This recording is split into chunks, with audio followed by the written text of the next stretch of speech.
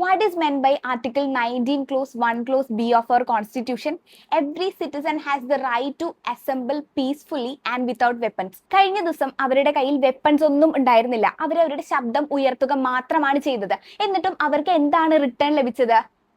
ലാത്തി ചാർജും. മാത്രമല്ല ഈ ഒരു സിറ്റുവേഷനുള്ള ഫിയറും വയലൻസും.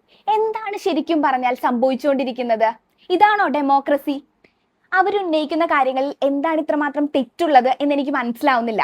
കേന്ദ്ര വിദ്യാഭ്യാസ മന്ത്രിയായിട്ടുള്ള ധർമ്മേന്ദ്ര പ്രധാൻ രാജിവെക്കുക. ഈ ഒരു കാര്യത്തിൽ ഏതെങ്കിലും രീതിയിൽ ഒരു നെഗറ്റിവിറ്റി നിങ്ങൾക്ക് ഓരോരുത്തർക്കും ഫീൽ ചെയ്യുന്നുണ്ടെങ്കിൽ അത് നിങ്ങളുടെ ഓരോരുത്തരുടെയും പ്രശ്നമാണ് എന്ന് തന്നെ വേണം പറയാൻ. കാരണം ഇത്രയും നാളുകൾക്കുള്ളിൽ ഇത്രമാത്രം പ്രശ്നങ്ങൾ നമ്മുടെ കുഞ്ഞു മക്കൾക്ക് ഉണ്ടായിട്ട് പോലും നമ്മൾ ഇതുവരെ ആരും തന്നെ പ്രതികരിക്കാനായിട്ട് മുന്നോട്ട് ഇറങ്ങുന്നില്ല. നമ്മൾ ആരും പ്രതികരിക്കുന്നില്ല. കാരണം ഇപ്പൊ നമുക്ക് സംഭവിച്ചിട്ടുള്ളതെല്ലാം അത് അപ്പുറത്തെ വീട്ടിലെ പ്രശ്നം മാത്രമായിട്ടാണ് നമ്മൾ കൺസിഡർ ചെയ്യുന്നത്.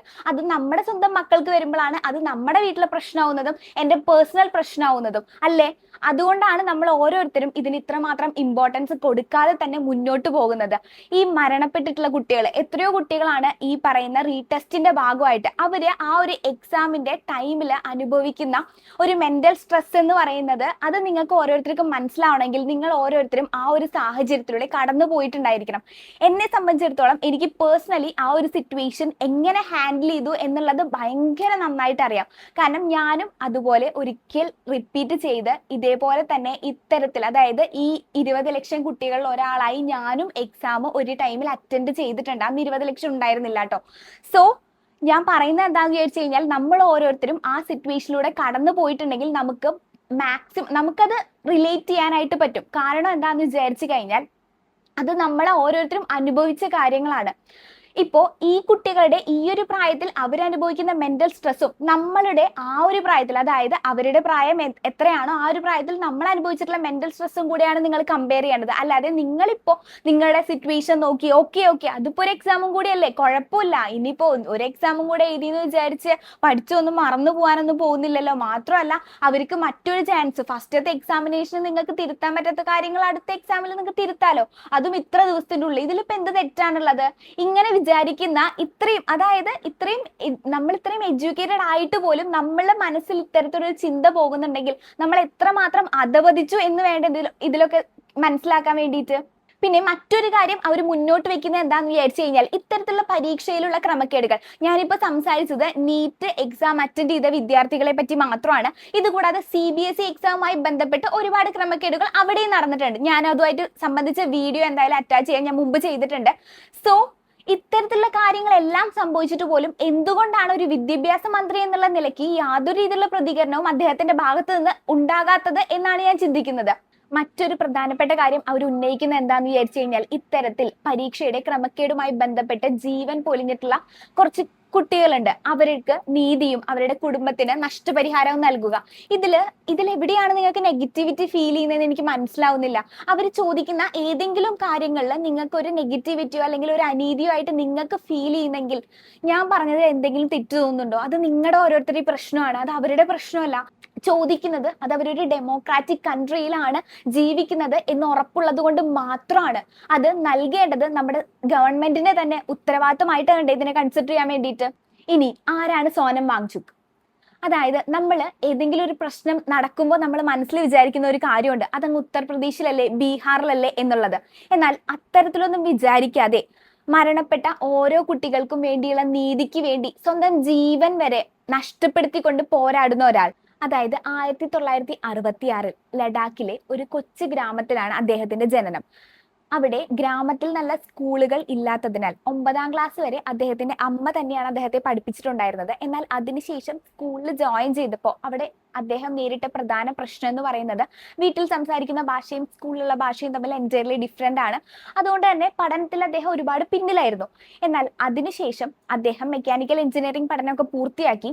പിന്നീട് അദ്ദേഹത്തിന് നല്ല ജോലികൾ കിട്ടാമായിരുന്നിട്ട് പോലും അദ്ദേഹം അതിനൊന്നും പോകാതെ തന്റെ ഗ്രാമത്തിലോട്ട് തന്നെ തിരിച്ചു വരികയായിരുന്നു. എന്തിനാന്ന് വിചാരിച്ചു കഴിഞ്ഞാൽ തനിക്ക് മാത്രം വിജയിച്ചാൽ പോരാ, തന്റെ ഗ്രാമത്തിലുള്ള ഓരോ കുട്ടികൾക്കും വിജയിക്കണം എന്നുള്ള കാര്യം മനസ്സിൽ വിചാരിച്ചുകൊണ്ട്. അങ്ങനെ പരാജയപ്പെട്ട കുട്ടികൾക്കായി 1988 സെക്മോൾ, അതായത് students education and cultural movement of Ladakh എന്നുള്ള സ്ഥാപനം അദ്ദേഹം രൂപീകരിച്ചത്. അതായത് പഠനത്തിൽ ശരിയായ മികവ് പുലർത്താൻ കഴിയാതിരുന്ന ഒരുപാട് വിദ്യാർത്ഥികൾ ഉണ്ടാവുമല്ലോ. അവർക്ക് വേണ്ട രീതിയിലുള്ള ആത്മവിശ്വാസവും അവരുടെ കഴിവുകൾ വികസിപ്പിച്ചെടുക്കാനും ഈ സ്ഥാപനത്തിന് ഒരുപാട് കഴിഞ്ഞിട്ടുണ്ട് എന്ന് വേണം പറയാനായിട്ട്.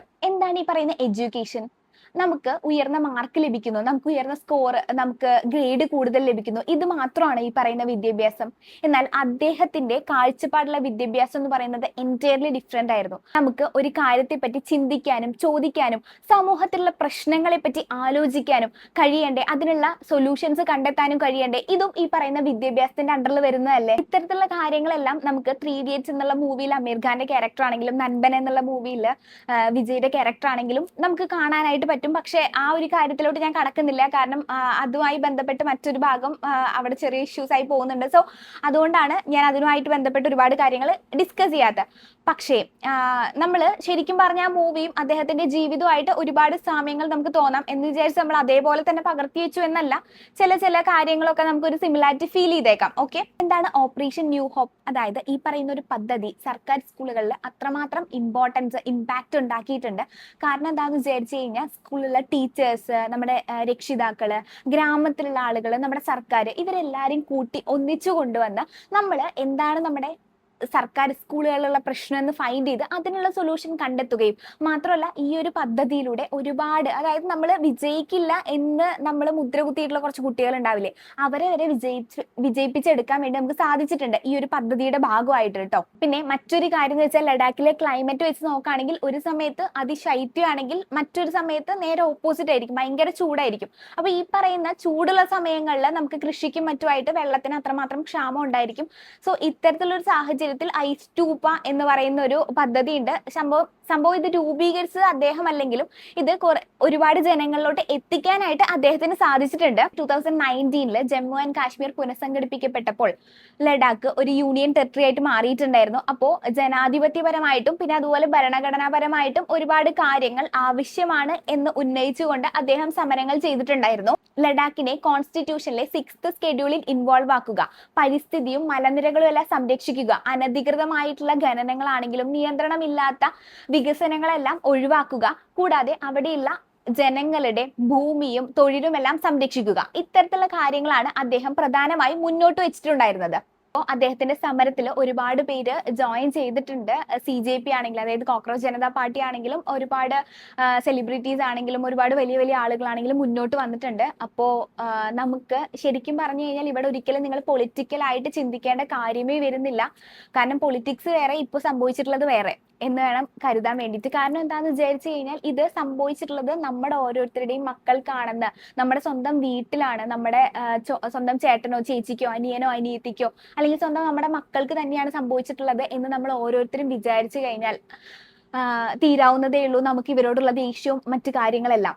അപ്പോൾ എനിക്ക് നിങ്ങളുടെ അടുത്ത് പറയാനുള്ള എന്താണെന്ന് വിചാരിച്ചു, നിങ്ങളെ അതായത് കോൺസ്റ്റിറ്റ്യൂഷൻ ഫുള്ള് വായിക്കണം എന്നല്ല, പക്ഷെ ആ പ്രിയാമ്പിളെങ്കിലും നിങ്ങളൊന്ന് വായിച്ചിരിക്കുക. അതിന്റെ ഇമ്പോർട്ടൻസ് അത്രമാത്രം വലുതാണ്.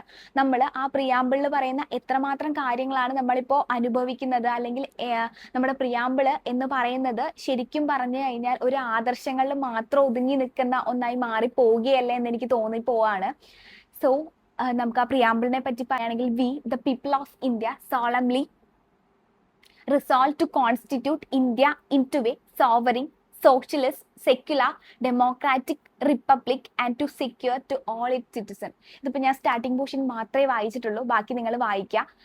സോ എവിടെയാണോ ഈ പറയുന്ന ഡെമോക്രസിയൊക്കെ? എങ്ങനെ നമുക്കത് കാണാൻ പറ്റുക അറിയില്ല. ഇനിയിപ്പോൾ എന്തായാലും ഇതിന്റെ ബാക്കിയുള്ള കാര്യങ്ങൾ നമുക്ക് എന്തായാലും വരും ദിവസങ്ങളിൽ ഡിസ്കസ് ചെയ്യാം. അപ്പോൾ എനിവേ, കുൽഗുരു, ശുക്രിയ.